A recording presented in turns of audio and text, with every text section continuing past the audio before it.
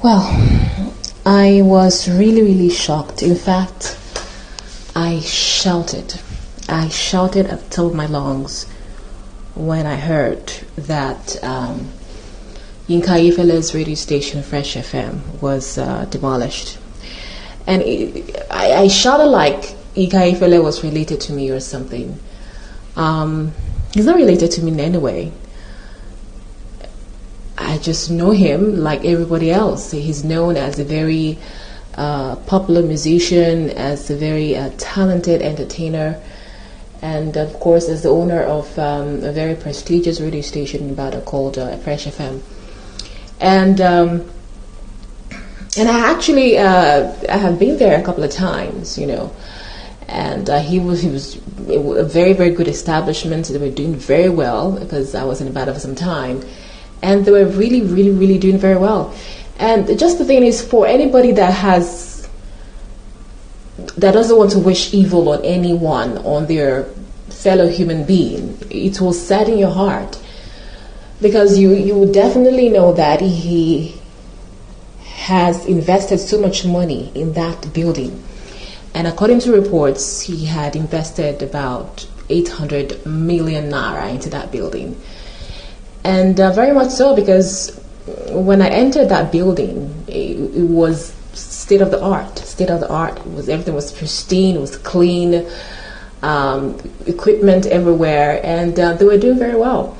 And so just hear about it this morning, that the building was demolished, it just was like a ton of bricks just hit me on the head, and I just screamed, and it just pained me. Because I know how hard it is to walk to go after your dream and finally achieve that dream, and for it just to come tumbling down just like that, it will be very heartbreaking for whoever is involved. Yinka Ayefele on his Instagram handle put up this post. He said this: Oyo State Government did at last.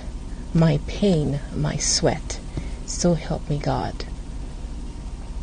Which is really, really sad. It just goes on to show that this man had really, really invested so much sweat, so much labor, so much money had gone into this building. Not just building, into people, investing into people, and of course a lot of workers are dependent on that. They get their salary from the station. A lot of mouths to feed. A lot of families are dependent on Fresh FM, and it is quite sad. Anyway, so it's very, very sad. It's very, very sad, and I don't know why.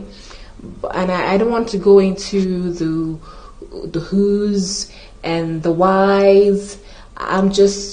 This is just like an outpour of my own heart about this, and I just feel that there's so much that we need to really tackle in this country. There are so many people getting away with stuff. There are so many people in places of authority that are getting away with a lot of corruption. Simple person from a humble beginning who has worked so hard all his life to finally put up something that he is proud of, and just for it to just be demolished like that is just very heartbreaking. We have Boko Haram there, we have terrorists there, back and forth.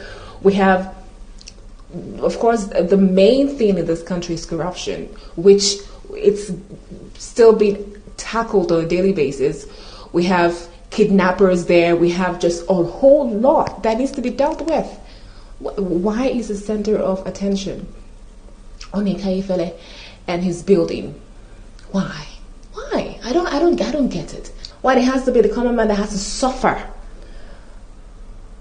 for a lot of injustices in this country? Why it is the common man, it is the man that toils and works so hard to build something, that has to now be the one that should be suffering and should be going through all this headache? I don't get it. I don't understand it. While the rich keep getting richer, they say they keep getting poorer.